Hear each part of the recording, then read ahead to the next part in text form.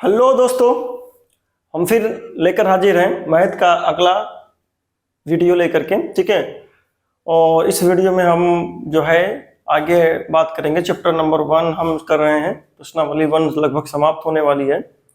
प्रश्नावली 2 की तरफ चलेंगे, कंसेप्ट समझेंगे। उसके बाद हम आगे धीरे धीरे अपना काफिला बढ़ाते हुए चलेंगे। मतलब काफिला का मतलब है मैथ और साइंस। ठीक है, काफिला का मतलब यही है आपके पास में, क्योंकि काफिला में बहुत लोग लेते हैं। तो हमारे पास 2 सब्जेक्ट हैं, 2 सब्जेक्ट में पढ़ाएंगे और काफिला आप लोगों का ही है। ठीक है, जितने लोग आप जुड़ेंगे उतना ज़्यादा काफिला बनता जाएगा। ठीक है, तो आपसे गुजारिश है चैनल को सब्सक्राइब करें और इसको चैनल को जो लोगों के साथ है वो शेयर करिए। ठीक है, शेयर करने से आपका जो है वो जो परफॉर्मेंस है वो हम अपने आप में इम्प्रूव करेंगे और आगे हम और भी इससे बेटर करने की कोशिश करेंगे। ठीक है, जितना आप करेंगे शेयर और सब्सक्राइब करने की कोशिश करेंगे उस तरीके से हम आगे बढ़ते जाएंगे। ठीक है, ये 7वां नंबर सवाल है हमारे पास में। पहले आप सब्सक्राइब करिए, उसके बाद शेयर करिए। आप जितना शेयर करिए, बिल्कुल करिए शेयर करिए भाई। हाँ बिल्कुल करिए जी, करिए।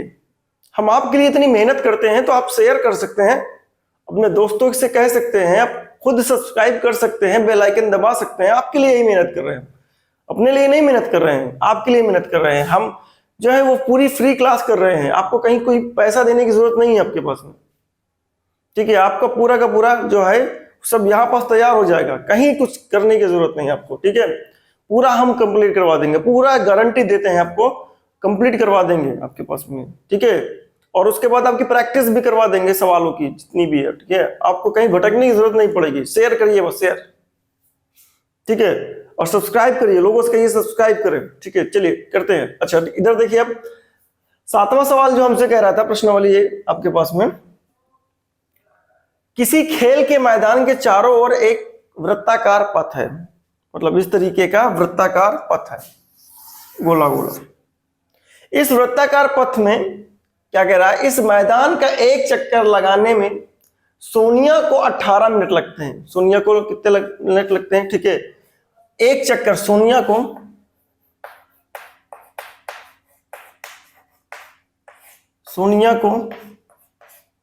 एक चक्कर में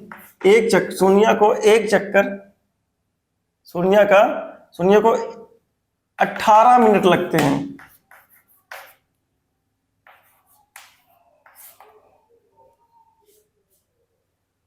ठीक है, या तो हम कहें सोनिया का समय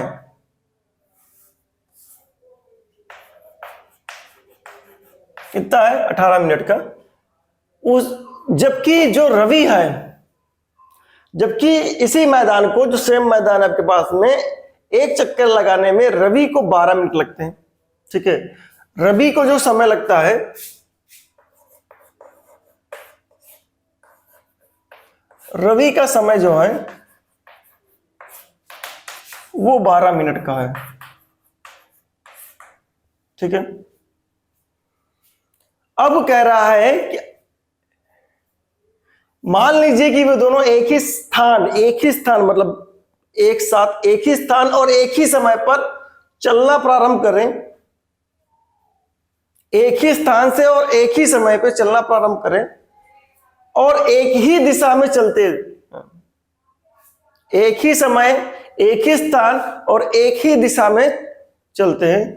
कह रहा है कितने समय बाद वे पुनः प्रारंभिक स्थान पर मिलेंगे। मतलब वो अगर यहां से स्टार्ट करते हैं दोनों, सोनिया और रवि, तो घूमने के बाद कितने समय बाद फिर से ए पर एक दूसरे को मिलेंगे। ठीक है, क्योंकि दोनों का जो चक्कर लगाने का टाइम है वो क्या है, अलग अलग है। तो जाहिर सी बात है एक एक चक्कर जब वो 18 मिनट में कंप्लीट करेगा तो 12 मिनट में पहले ही कंप्लीट कर चुका होगा, तो पहले चक्कर में जो है वो एक दूसरे को मिलेंगे नहीं।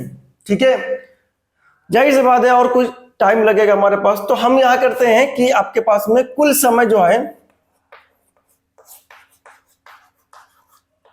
कुल जो समय लगेगा पुनः मिलने में, आपके पास कुल समय जो लगेगा पुनः मिलने में। ठीक है,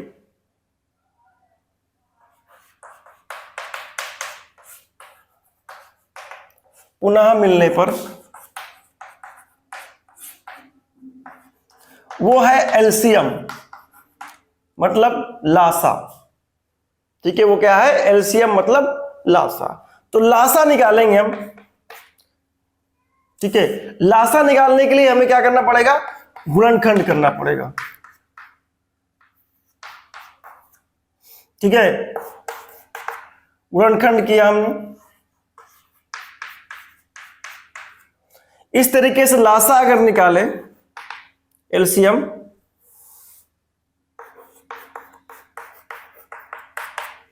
तो वो लासा निकलेगा। जो कॉमन है वो आप उसको लेंगे और जो नहीं कॉमन है वो भी लेंगे। ठीक है, यहां पर देखिए 2 और 2, तो इसमें क्या है? 2 आपके पास 2 बार आ गया।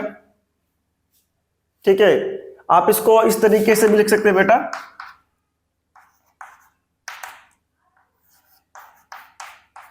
ठीक है, मैंने आपको समझाया था कि लासा में अगर कॉमन जो है उसमें सबसे बड़ी पावर ली जाती है, तो हमने ले लिया ये भी कॉमन है, इसमें भी सबसे बड़ी पावर ली जाएगी ये, तो लासा निकल के आया 36। ठीक है, तो 36 मिनट बाद यानी 36 मिनट बाद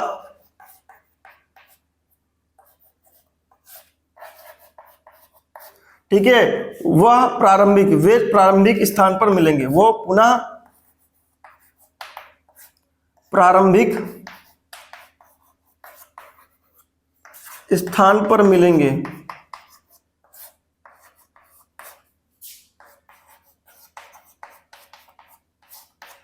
ठीक है, तो इस तरीके से वो चक्कर लगाएंगे और लगाते लगाते 36 मिनट बाद आपके पास में वो पुनः अपने पॉइंट ए पर फिर से मिलेंगे। ठीक है, आई होप आपको समझ में आया होगा। Pass the video and note down.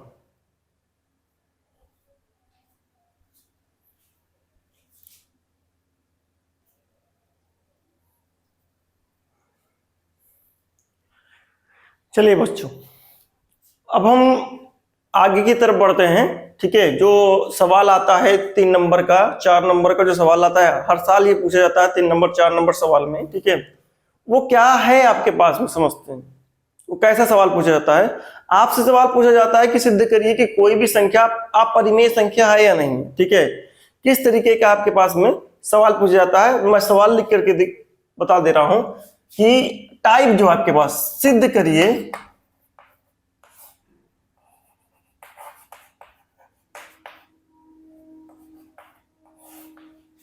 सिद्ध कीजिए कि √2 अपरिमेय संख्या है।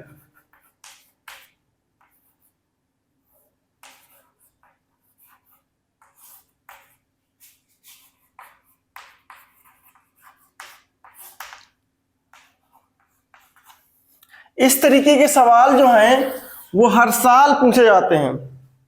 ठीक है, 4 नंबर तक का सवाल आपसे पूछा जाएगा और आपको ये आंसर करना ही पड़ेगा। ठीक है, और ये सवाल बहुत इजी है। ठीक है, 4 नंबर ये हर साल आपके पास इस तरीके के सवाल आपसे पूछे जाएंगे और 4 नंबर आपके पास हर साल आपका फिक्स है। ठीक है, अगर आपने इसको इस सवाल को कर लिया तो जाहिर सी बात है, मान लेते हैं कि आपका 4 नंबर इस चैप्टर से आ गया। ठीक है, वो आपके पास किस तरीके के सवाल पूछेगा, जैसे टाइप 1। ठीक है, अंडर रूट के अंदर, जो रूट के अंदर है ए टाइप का कुछ होगा, ए टाइप का नंबर होगा, जैसे √2 हो गया, √3 हो गया, √5 हो गया, √7 हो गया, यानी ए की वैल्यू कोई भी नंबर हो सकती है। इस टाइप का सवाल पूछा जा सकता है। ठीक है, फिर आपसे पूछा जा सकता है बेटा a+ -√b, इस तरीके का सवाल पूछा जा सकता है। ठीक है, फिर आपसे पूछा जाता है a√b, इस टाइप का सवाल पूछा जा सकता है आपके पास में। ठीक है, और a+ मैं जब प्लस माइनस की बात करता हूं तो इसमें 2 है, a+√b और दूसरा नंबर है a-√b। इसी तरीके से यहां पास भी a+c√b और a-c√b, इस तरीके से आपके पास में सवाल टाइप है आपके पास में।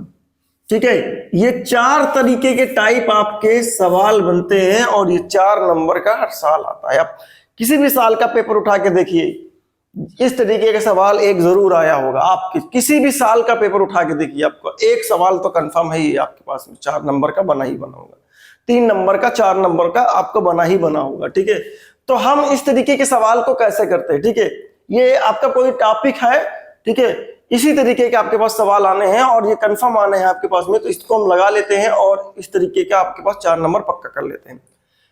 तो इसको लगाते करते हैं, लगाते कैसे हैं आपके पास में, तो हल लिखते हैं। ठीक है, बहुत ही इजी तरीके से हम हल करेंगे इसको। मान लेते हैं हम, माना √2 जो है, माना √2 एक परिमेय संख्या है।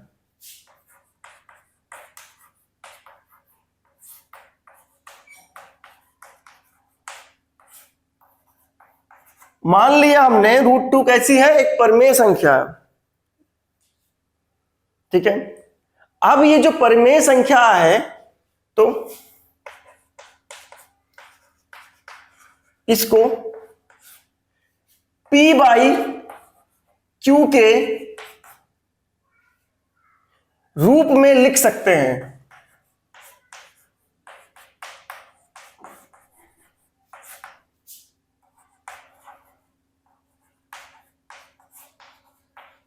ठीक है, और आगे ये भी बताना पड़ेगा, जहां मैं आपको जैसे बता रहा हूं केवल आप याद भी कर लेंगे इस तरीके के सवाल को, तो केवल डिजिट बदलने हैं और आपका ही सवाल हो जाएगा। जहां P एंड Q एक सह-अभाज्य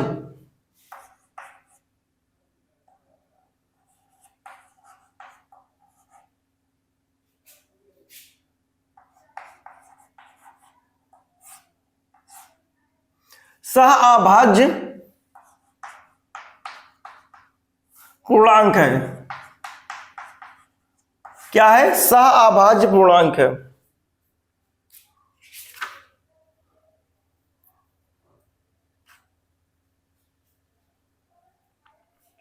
ठीक है, सह-अभाज्य क्या है? पूर्णांक है आपके पास में।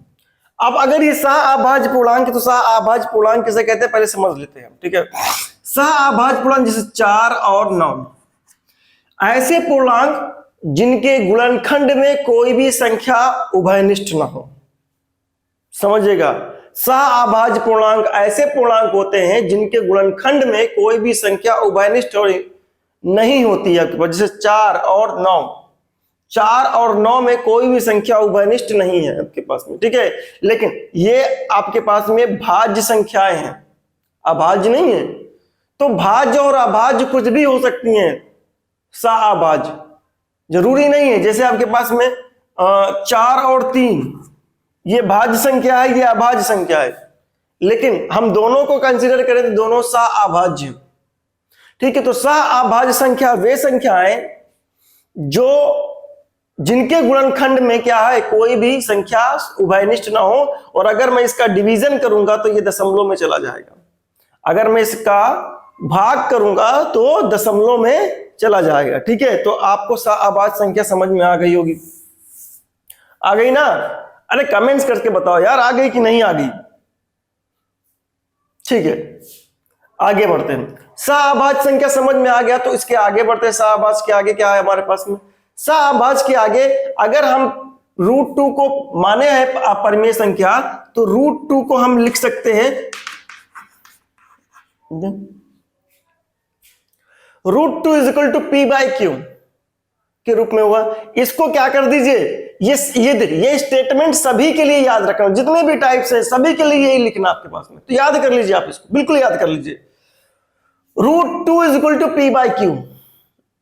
अगर √2 = P/Q आपके पास में, तो क्या करेंगे, दोनों तरफ वर्ग करने पर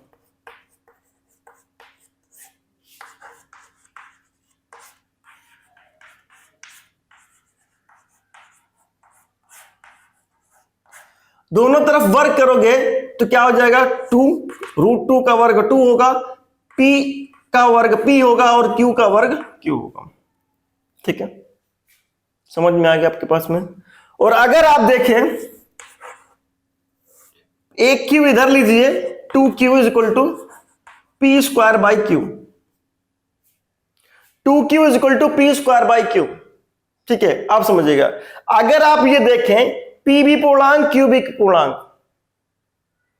तो पूर्णांक का विभाजन पूर्णांक के साथ में जरूरी नहीं कि पूर्णांक ही मिले, लेकिन पूर्णांक का गुणा पूर्णांक के साथ में आपके साथ क्या मिलेगा? पूर्णांक ही मिलेगा। ठीक है, किसी भी पूर्णांक को पूर्णांक से साथ गुणा करिए, जैसे 2 का 4 के साथ करोगे 2 चौको 8, पूर्णांक ही तो मिला। -2 का 3 के साथ किया, -2 3 गुणे हुआ -6, पूर्णांक ही तो है। तो पूर्णांक का पूर्णांक के साथ में गुणा करेंगे तो आपको पूर्णांक मिलेगा, जोड़ोगे तो पूर्णांक मिलेगा, घटाओगे तो पूर्णांक मिलेगा, लेकिन विभाजन पढ़ोगे पूर्णांक पूर्णांक का तो पूर्णांक मिल भी सकता है और नहीं भी मिल सकता। ठीक है, तो आगे हम बढ़ते हैं। तो इधर देखते हैं 2 इंटू क्यू, 2 और क्यू जो है पूर्णांक है, इसका मतलब 2q क्या है? वो भी पूर्णांक है। p पूर्णांक और q पूर्णांक, तो p बाई q जो है वो पूर्णांक नहीं है, क्योंकि p और q सहभाज्य हैं और सहभाज्य का विभाजन पूर्णांक नहीं होता। तो एक तरफ वाला तो पूर्णांक कह रहा है, दूसरी तरफ वाला क्या है? पूर्णांक नहीं कह रहा है, इसीलिए क्या है? विरोधाभास है। जब विरोधाभास हुआ तो विरोधाभास ये है कि हमने जो कल्पना करी थी वो कल्पना गलत थी। जब कल्पना कौन सी करी थी कि परिमेय मान लिया था कि √2 क्या है? एक परिमेय है। जब परिमेय मान लिया तो हमारी कल्पना विरोधाभास होने की वजह से हमारी जो कल्पना है वो गलत हो गई, और जब गलत साबित हो गई हमारी कल्पना तो हम ये मान के चलते हैं कि संख्या √2 जो है वो आपके पास अपरिमेय संख्या है। ठीक है, चलिए आगे की तरफ। इसका मतलब 2q जो है, 2 इंटू क्यू जो है एक पूर्णांक है, जबकि पी स्क्वायर बाई क्यू जो है वो पूर्णांक नहीं है।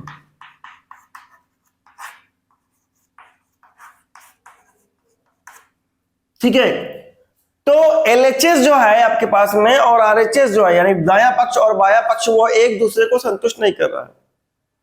ठीक है, दाया पक्ष और बाया पक्ष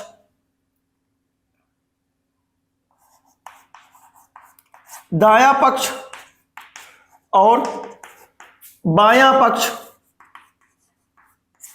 एक दूसरे को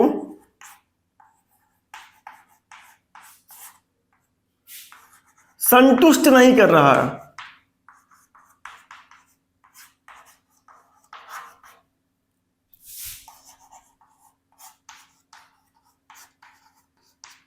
ठीक है, इस प्रकार अगर नहीं कर रहा है तो इस प्रकार हमारी जो कल्पना थी वो क्या है? गलत साबित हुई। इस प्रकार संतुष्ट नहीं हो रहा है, अर्थात यह विरोधाभास उत्पन्न कर रहा है। यहां लिखना पड़ेगा, संतुष्ट नहीं कर रहा है अर्थात यह विरोधाभास उत्पन्न कर रहा है। ठीक है, विरोधाभास उत्पन्न कर रहा है, अर्थात यह विरोधाभास उत्पन्न कर रहा है।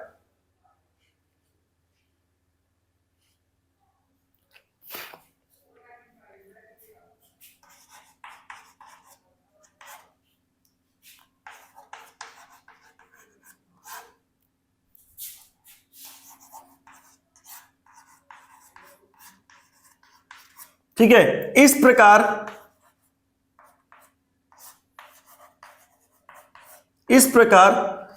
हमारी जो कल्पना है वो गलत है।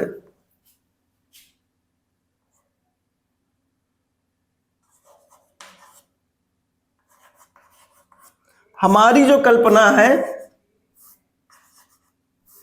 इस प्रकार हमारी कल्पना गलत है। ठीक है, और √2 जो है वो √2 एक अपरिमेय संख्या है।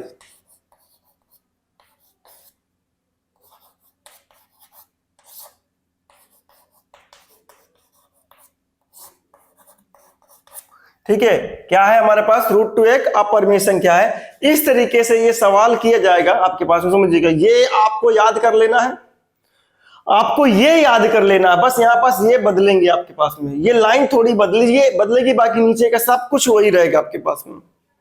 ठीक है, ऊपर ये लाइन बदलेगी बार बार हर टाइप्स में, और बीच का ये कैलकुलेशन थोड़ा सा बदलेगा, बाकी सब कुछ वही रहेगा आपके पास सभी टाइप्स में। तो मैं ये कहता हूं कि आप याद कर लीजिए, जो स्टेप्स हैं वो याद कर लीजिए, और केवल कैलकुलेशन बदलिए और थोड़ा ये लाइन बदल लीजिए।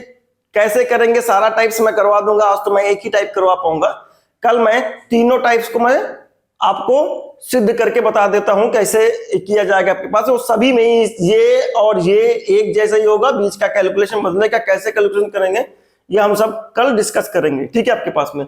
आई होप आपको समझ में आया होगा, और आया है तो आप जरूर वीडियो को शेयर कर दीजिए, ठीक है। और वीडियो को शेयर करने के बाद में इस चैनल को सब्सक्राइब करिए और बेल आइकन को जरूर दबाइए, ठीक है, जिससे मैं और मेहनत करूं, ठीक है। इतनी गर्मी में पढ़ा रहा हूं और पूरी शरीर भीग जाती है पढ़ाते पढ़ाते, तो जाहिर सी बात है मेहनत का फल तो मिलना चाहिए।